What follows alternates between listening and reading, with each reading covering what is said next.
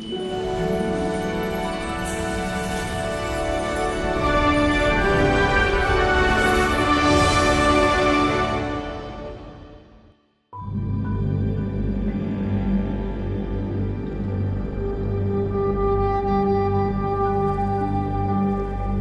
well as comparing those with what's going on in other places, as well as getting the scientific information, what we still need to try and do is put the people back into that story. And that's always the challenge with prehistory, I think, because we don't really know what people looked like, we don't know what they wore, but what we can do is try and put the artefacts, the science and the monuments together. You can just come up here and you do get a sense of place, and you get a sense of the people who were here before. And I think even in that almost recreational value, they are important, I think, to keep and maintain so that people can come up here and enjoy them.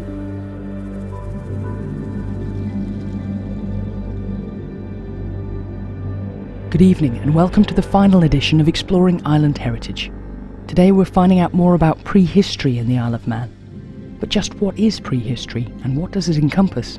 To find out, we take a trip to the Prehistory Gallery at the Manx Museum to speak to Curator of Archaeology for Manx National Heritage, Allison Fox. It's a long, long time ago, and there's an awful lot of it, essentially. Prehistory is the short name for everything that happened essentially before the Vikings. I suppose technically before the early Christian period here on the Isle of Man, so everything before, say, AD 500. So just the 8,500 years before that, it is essentially prehistory. What periods does it cover? Because there are a lot of names for a lot of different periods of time, and there tends to be some crossover as well. Yeah, a long time ago, the three-age system was adopted for archaeology. So basically Stone Age, Bronze Age, Iron Age. Ever since that came about over 100 years ago now, I think, then archaeologists have tried to define the different areas of time to different periods of time to make them just a bit more manageable, really. So we see broad trends, if you like. So, for example, the earliest sign of human habitation here on the Isle of Man is the Mesolithic. Meso meaning middle, lithic meaning stone, so the Middle Stone Age. It's characterised by particular types of flint tools. So we get the very small, very thin microliths, small stones. We also get what we call the ban type, which are really quite big and chunky pieces of flint, which are javelin heads or spear heads. So that's the earliest sign of human habitation over here. After that we get the Neolithic, which is the new Stone Age. That's when we start to see the monuments being built in the landscape, so the likes of Meayll Hill, Castellanard. We also start to get the appearance of pottery. It's when farming starts and really society undergoes a massive change, moving from hunting and gathering to a more settled communities on the island. We then move into the Bronze Age, which is where we start to see more use of the copper alloy material that we call bronze. We've got a little bit of prehistoric gold, of Bronze Age gold from the Isle of Man, but not much. But in other places, in Ireland, for example, you get a lot of gold use in that period as well. We then move on to the Iron Age, which is really, I suppose, the last part of prehistory. And the Iron Age in the Isle of Man is longer than other places, than our neighbours. The Iron Age over here lasts from about 500 BC to about AD 500, because other places have the Roman period that crops up just after the turn of the millennium, whereas over here we don't have that influence, so we have what we call the Long Iron Age. We'll return to the Manx Museum shortly, but first we head back to Balladoole. On last week's programme we heard about the Viking ship burial at the site, but the area is also known for an Iron Age fort. The Hill Fort is one of a number of coastal Iron Age forts that we have around the Isle of Man, particularly around the southeast coast of the island. Essentially, about 2,000 years ago, we get this fortification of sites, not just in the Isle of Man, but around the British Isles as well. So something's happening in the Iron Age that's causing people to want to build defensive sites. So, again, it's the same time that we get the building of South Balladoole as well, the big fortification, the big hill fort up there. And really what people are doing are taking natural sites that have some good defensive qualities. So, for example, here at Balladoole, the main entrance is from the landward side, so it's quite easy to defend three sides of it because there's not much land easily accessible in front of you because it is on this quite steep slope. And again, it's quite deceptive when you're standing in the middle. But if you go not too far to the edge, but if you go towards the edge, you can see the slope. So people were using these natural sites and adapting them into these fortified sites. And we think that the Iron Age fort at Balladoole, the ramparts, the grassy slope that you can see around the site today, that would have been part faced with stones, with a stone wall on the top, 4 or 5 courses high, and then perhaps with a wooden palisade on top of that. So it would have actually been quite an extensive structure. What we haven't found is any indication of habitation inside. However, because the site has been used for essentially 10,000 years, earlier remains have got disturbed, so it might be that there was habitation, but we just haven't found signs of it yet. How visible would it have been to the surrounding area? I mean, would it have been prominent? I think it would have been visually fairly prominent. The stonework used for the walls around the ramparts would have been the local stone. So again, it wouldn't necessarily have really stood out in the landscape.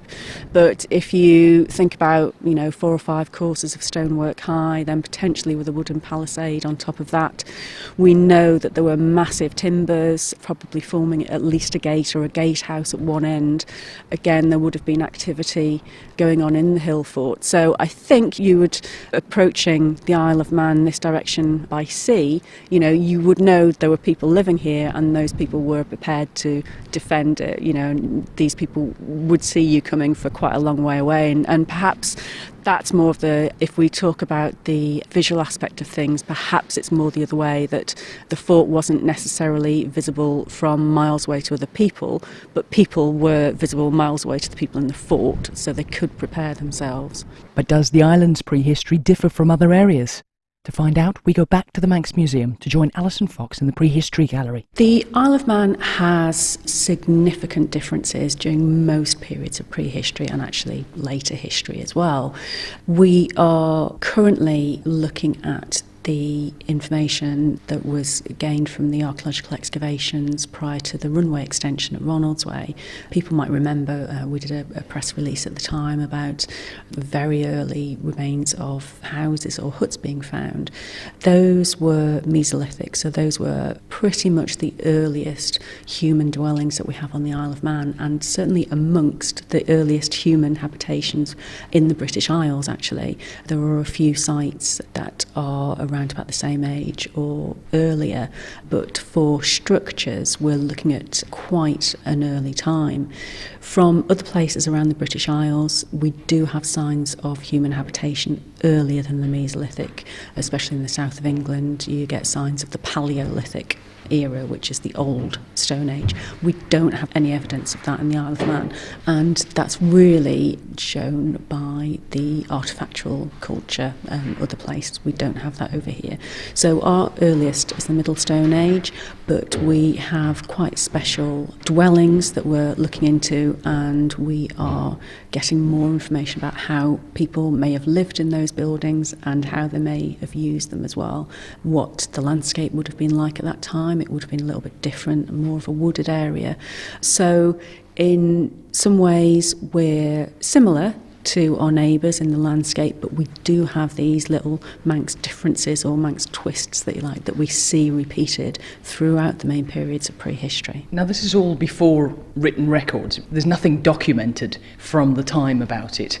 How do you piece it together? How do you know what you're looking at? A lot of it is to do with comparative studies, so we can take the Manx material and look at what's been found elsewhere and see where the Isle of Man material might fit into a story and what other places can tell about things. A lot of the information we get is just by looking at the remains themselves. For example, the Mesolithic remains we have from around about Ronaldsway show some signs of the dwellings perhaps being burnt down at the end of their lives. And we can also now apply a lot of modern scientific techniques to the artefacts as well. So things like radiocarbon dating of organic material and isotope analysis of bones is giving us a much fuller picture now of prehistory. prehistory, and it's one of the things that's really difficult with prehistory is putting the people back into the landscape. It's a lot easier with Vikings because we know Viking names, we've got an idea of what they looked like, how they lived. We've got that documentary evidence a little bit later for a lot of the Viking age, but for prehistory we don't have that. So one of the key things is to, when we're looking at the artefacts and the monuments in the landscape, as well as comparing those with what's going on in other places, as well as getting the scientific information, what we still need to try and do is put the people back into that story. And that's always the challenge with prehistory, I think, because we don't really know what people looked like, we don't know what they wore, and it's very tempting to just revert back to stereotypes, with the cave people and and things like that. So it's very difficult to interpret what the people themselves would have looked like, what they would have thought about things. But what we can do is try and put the artefacts and the science and the monuments together. That must be a very interesting process. It's great. I don't know whether that's one of the reasons why, I still get very much drawn to prehistory. I like that mystery about it. I mean, it's very challenging. For example, when you're looking at a new interpretation project, for example, when you're looking to interpret a particular part of prehistory, it really is a challenge not to just concentrate on, look at these fantastic artefacts, but to try and use those artefacts to illustrate a way of life and what was happening, what the people were doing. It also can be quite challenging to give more of a hint of the environment as well, the wider environment. So we're stood in the prehistoric gallery now at the Manx Museum. People will come in, it's quite dark, it's very quiet. And, really, prehistory wouldn't have been like that. It was light, there was chatter, there were people running about, there were, making noises, there was industry happening, flint being knapped, there were, metalwork going on later on. So that's the sort of difficult part about it, really, is trying to bring the humanity back into prehistory, I guess. And you've got the gallery here at the Manx Museum, but there are also sites out in the landscape which are significant in terms of Manx prehistory. What are the most significant? I guess if we go through the different periods, the Mesolithic sites, there's nothing to see here. Essentially, there's no visible remains in the landscape now of the Mesolithic, but the Neolithic period into the Bronze Age, that's where you get the burial monuments. So, go and see Meayll Hill, go and see Cashel and Ard. These are, fantastic burial sites. Into the Bronze Age, we have Bronze Age burial mounds scattered around the Isle of Man. The likes of Balladoole, that has a Bronze Age burial kist still visible. And into the Iron Age, we've got the things like Cronk Sumark, fantastic hill fort in the north, and South Balladoole as well. South Balladoole also has the advantage of, you walk all the way up the hill to the top, you get a fantastic Iron Age fort, but inside that you get the remains of slightly earlier Bronze Age hut circles as well. So you get the human dwelling side of things inside South Balladoole too. Now, excavations have been going on for years and years. Material's been found, it's been documented. Does that stay as it is, as it was documented at the time, or is it reviewed? Is it looked at again? For a long time, we have relied on excavations that happened in the 40s, 30s, early 1900s, even the late 1800s for a lot of the most prominent archaeological sites. And we're no different in that to other places. If something's really obvious, it will have been excavated, 100 or so years ago. But the really exciting thing that's happening at the moment is we've got a number of projects that are looking at particular parts of the prehistory of the Isle of Man, and we will end up essentially rewriting the story of the first 8,000, 10,000 years of the Isle of Man. We have the excavations from the airport runway extension. Those are being written up and we should get the results out fairly soon. We have the Roundmans project now looking at that Neolithic Bronze Age boundary and how people used these significant spiritual sites and landscape. And we also have the Long Iron Age project, which has gone back to reassess some of the more prominent Iron Age sites, such as the the dwelling sites at Balladoole and Ballanorris. So all those modern excavations and modern research and scientific techniques that are being used at the moment to look at those will give us a much fuller story of the earlier period in Manx history. And I think that's really important, that we don't just assume we know what the story is. It's always worth going back to the sites themselves, but also the collections as well. And that's one of the reasons why it's so important to maintain the national collections, is that if in 50 years' time somebody wants to go back, reassess what's been found at, for example, Meayll Hill, they can do that because the material still exists, and perhaps a whole new chapter in that story can be told after that.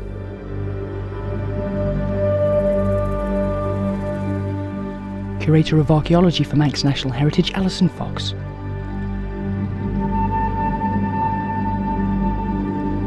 You're listening to Exploring Island Heritage, and on this week's programme we're finding out more about prehistory in the Isle of Man. As we heard earlier in the programme, one of the sites which is of particular interest in the island is Mull Circle. Allison Fox again.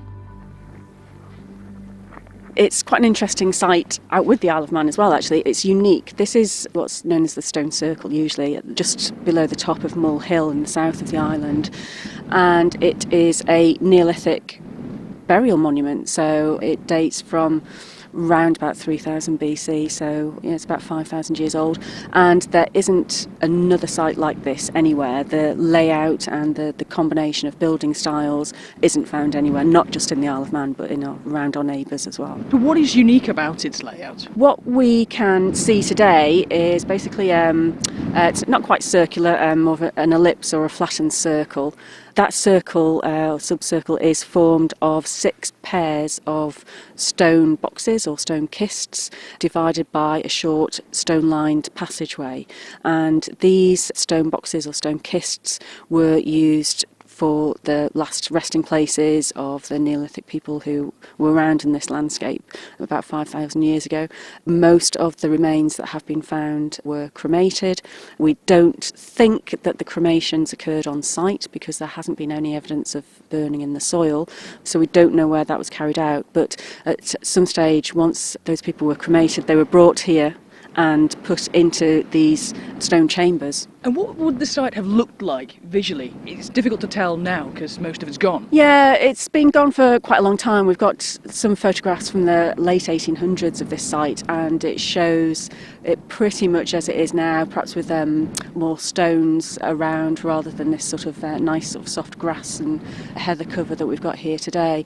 But originally we think it would have had basically a round stone and soil cairn right over the top, and linking these particular stone kists would have been dry stone walling in between. So it would have been quite a big solid monument. We also think that as part of the material of the cairn, there would have been some white quartz stone used in that cairn material, which would have meant that it would have been, the cairn itself would have been quite visible from quite a long way off, especially in the sunshine if the sun hit it. So it would have been quite, literally quite a monumental place in the landscape. What can you work out about the people that used this from what you can see? I mean, is there anything you can realistically work out? I think we can work out quite a lot once we put the site together with the records of the finds, but also what we know was happening in the wider landscape as well. And I think that's quite important to not isolate it from what was happening elsewhere. So you can stand here today, look down on Port Erin, you can see all of the fields and the agricultural land. But if we were to go back 5,000 years and stand on the outside of this big monumental structure and look in the same direction, we would not see any fields, obviously not see any houses, but we would see a lot more wooded ground. We would see clearings perhaps where the people who used and built this mound were living. For example, we know that a bit further along the coast at Balladoole, people were living there around about the same time that this site was being used. So you would have perhaps seen the clearings at Balladoole, you would have seen smoke rising. It was built and used at a time when people were adjusting to a new way of life, really. the Mesolithic period, the period where people were hunting and gathering and following the natural resources round, was over. Farming was being introduced, so clearings were being made in the wooded areas to grow crops, but also to graze animals as well, so sheep and cattle. So we know that generally that was happening at this time. So we know that the people who built and were ultimately put into this site were part of that farming community. We don't have any, for example, high status grave goods from this particular site. There have been a number of pottery vessels found, some intact, most broken fragments of pottery. So we know that people were used to working with that material, and one very, very tiny bead that was made from jet, but no high status grave goods. So they weren't necessarily the elite of society, the most important members of society, but they were part of this early farming community in this part of the island. And what work has been done to find out what was here? We have records of excavations that PMC Kermode did. PMC was the first curator of the Manx Museum in the early 1900s, and in the late 1800s, early 1900s, he did a lot of archaeological excavation of sites like this. So we have his excavation records, we have a plan that he drew of the site before he started excavating it. But again, it doesn't really show that much change. There's more turf now. The early excavations showed more clearly the paving slabs that would have formed the floor of each of these burial kists. So PMC Kermode did some early excavations, and in the early 2000s, when they were excavating at Balladoole, Bournemouth University came here and did some geophysical excavation. Part of the idea of that was to try and identify whether there was a ditch that originally surrounded the monument. When you stand here today and you look around, it looks as if there might have been a ditch. And some of the records from the early 1900s and mid-1900s suggested this, but what the geophysical survey showed was actually it was the remains of a metal fence that used to come right up to the edge of the burial monument. Where the monument is today is more open, the fence has been moved right back. So the geophysical survey actually proved that there wasn't a ditch around here. But apart from those things, there hasn't really been more excavations, and actually I don't know that even if we did excavate here that we would be able to find out that much more now about the site. I think using comparisons, and Francis Lynch, an archaeologist based in Wales, has done a lot of work on the chambered tombs of the Isle of Man, and research like hers, which compares the Isle of Man sites to sites elsewhere, and also researchers looking again at the excavated material we have, is really the way to go, I think, to try and find out more about these sites now. The excavation records that we have from PMC Kermode suggest that when the site was built, each of the burial kists, the flooring was actually laid on the surface of the ground, so they didn't dig into the ground to put the stone kists in, which suggests that if we were to take everything away, there wouldn't be anything underneath. So I don't think there's anything like that here still. And some of the stones that we see here today were re-erected by PMC Kermode as well. One of the kists we know even in his time was ruined, and there were no finds from that at all. So I think the key to understanding these sites more is in the landscape surrounding it, is in comparative sites, and in the collections that we already have. And some pretty big slabs of stone. Where would they have gotten them from? How would they have gotten them here if they didn't find them here on this site? Yeah, actually they probably didn't come from too far away. It's the Manx series stone that's been used in the construction here, and that's essentially the bedrock that Meayll Hill is made of. So, we stand here today and there's quite high gorse and heather, and you can't really see the bedrock, but this is what it would look like under the gorse and the heather. So we're not talking about having to transport the stones from a long way away. Obviously you would still need a little bit of organisation and oomph to get the stones from the hilltop and set them on end here as well, but they weren't necessarily transported from a long way away. What place does this site have in the history of the Isle of Man? Well, I guess it is one of the earliest burial monuments we have, so it's one of the earliest sites that we can start to understand how people treated their dead and how they wanted those monuments to be seen in the landscape. It tells us that the people 5,000 years ago in the Isle of Man were part of a farming community. One of the fragments of pottery vessels that were found here had the impression of a grain of wheat, so we know that people were using wheat. The excavations at Balladoole in the early 2000s identified types of weeds that were found in arable fields at the time, so we know that people on the Isle of Man were not only just importing wheat, but they were growing it as well. So a site like this gives us that little literal grain of evidence as to what people were doing. But also with the pottery vessels, we know that people were, sophisticated in making the move from organic materials, so leather and wooden vessels, to making pottery, decorating pottery. We know that at this point people had started to think about art and decoration and things like that. And also a tiny, tiny jet bead that was found here, again, gives that impression of personal adornment and, wanting nice things. So I think although sites like this, archaeologists immediately approach them from what do they tell us about the dead, actually once we start unravelling these things, they actually tell us an awful lot about the living 5,000 years ago. Curator of Archaeology for Manx National Heritage, Allison Fox.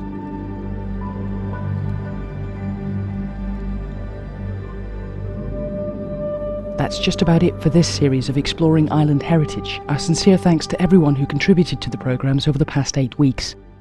If you'd like to find out more about the island's heritage and history, you can do that at the Manx Museum or the House of Manannan, or by visiting some of the sites themselves.